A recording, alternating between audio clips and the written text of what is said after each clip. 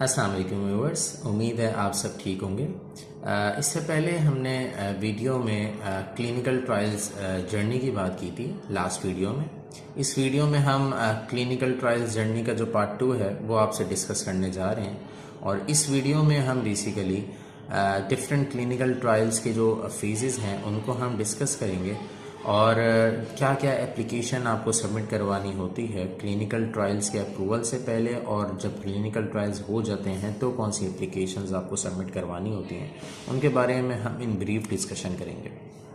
तो हम सबसे पहले different phases of clinical trials जो हैं उनके बारे में हम जो है वो डिस्कस करते हैं। बेसिकली टोटल 4 फेजेस हैं क्लिनिकल ट्रायल्स के। कभी कभी हम कंसिडर करते हैं कि 3 फेजेस हैं और चौथे फेज़ को हम मॉनिटरिंग फेज़ या पोस्ट मार्केटिंग सर्वेलेंस फेज़ जो है वो कंसिडर कर रहे होते हैं। तो जो फर्स्ट फेज़ है आपका फेज़ 1 ऑफ क्लिनिकल ट्रायल, इसमें बेसिकली हम जो नंबर ऑफ पार्टिसिपेंट्स हैं वो काफ़ी रिड्यूस्ड जो है वो क्वांटिटी में हम सिलेक्ट करते हैं। अप्रॉक्सीमेटली 20 to 80 का जो है वो रेशो होता है पार्टिसिपेंट्स का कि हम जो है वो अपने स्टडी में इनरोल करते हैं। और इस फेज़ 1 के अंदर हम सेफ्टी को जो है वो मद्देनज़र रखते हैं। ये जो सेफ्टी का पैरामीटर है उसको हम जो है वो सबसे पहले कंसीडर करते हैं ताकि कोई साइड इफ़ेक्ट जो है वो ना जो है वो ऑब्ज़र्व हो तो हम फ़ौरन उसे जो है वो डिटेक्ट कर सकें। जो सेकंड फेज़ है हमारा फेज़ 2 ऑफ क्लिनिकल ट्रायल, इसके अंदर हम जो पार्टिसिपेंट्स हैं उनके जो नंबर्स हैं वो इंक्रीज़ कर देते हैं और अप्रॉक्सीमेटली 100 to 300 पार्टिसिपेंट्स का रेशो जो है वो हम कंसीडर करते हैं और फिर उसे हम अपनी स्टडी में इनरोल करते हैं। इस फेज़ 2 के अंदर हम safety and efficacy in 2 parameters को जो है वो कंसीडर करते हैं। जो थर्ड हमारा फेज़ है क्लिनिकल ट्रायल का, इसमें हम अप्रॉक्सीमेटली 1000 to 3000 के लगभग हम लोग जो हैं पार्टिसिपेंट्स को इनरोल करते हैं। और इसके अंदर जो बेसिक हमारा मकसद होता है third phase of clinical trial को कंडक्ट करवाने का, वो ये होता है कि हम सेफ्टी और एफिकेसी को तो इस्टेब्लिश कर ही लेते हैं फेज़ 1 और फेज़ 2 में, लेकिन इसके साथ साथ हम लोग जो है डोज रेंज जो है वो सेट करते हैं और जो स्टैंडर्ड ड्रग है उसके अगेंस्ट हम लोग वेरिएशन चेक करते हैं कि आया जो हमारी ड्रग है, जो टेस्ट ड्रग है, जो ट्रायल ड्रग है, उसके अफेक्ट जो है वो कितने सिमिलर हैं और कितने परसेंटेज में वेरी कर रहे हैं।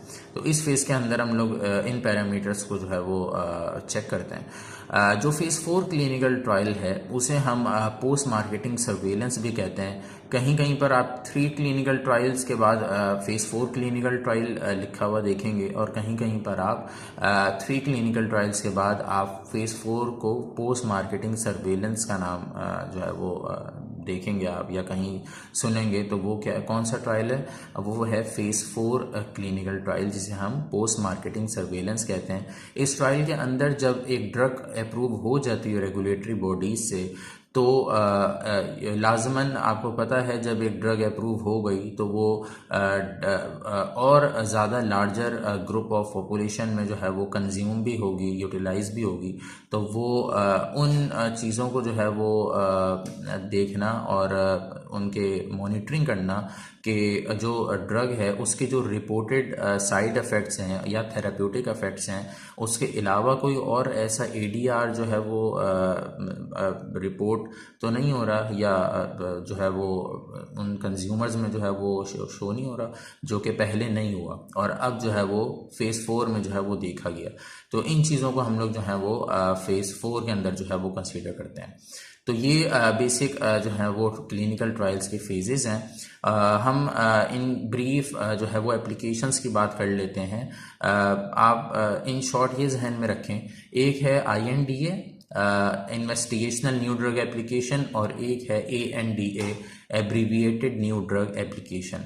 इन दोनों के अंदर जो बेसिक डिफरेंस है वो ये है कि INDA जो है वो किसी भी न्यू ड्रग के ट्रायल्स को कंडक्ट करवाने के लिए पूरा जो है वो एप्लीकेशन का प्रोसीजर होता है और रजिस्ट्रेशन का प्रोसीजर होता है जो कि आपने सबमिट करवाना होता है और उसके बाद उसके अप्रूवल के बाद आपको जो है किसी भी न्यू ड्रग या किसी न्यू जो है वो न्यू फार्मूला या किसी न्यू सब्सटेंस के क्लिनिकल ट्रायल्स को कंडक्ट करवाने के लिए INDA को हम सबमिट करवाते हैं। और जो ANDA है, एब्रीविएटेड न्यू ड्रग एप्लीकेशन, इनके अंदर बेसिकली हम उन ड्रग्स की क्वालिटी और एफिकेसी को चेक करते हैं जो कि इनोवेटिव ड्रग्स की कॉपीज़ होती हैं।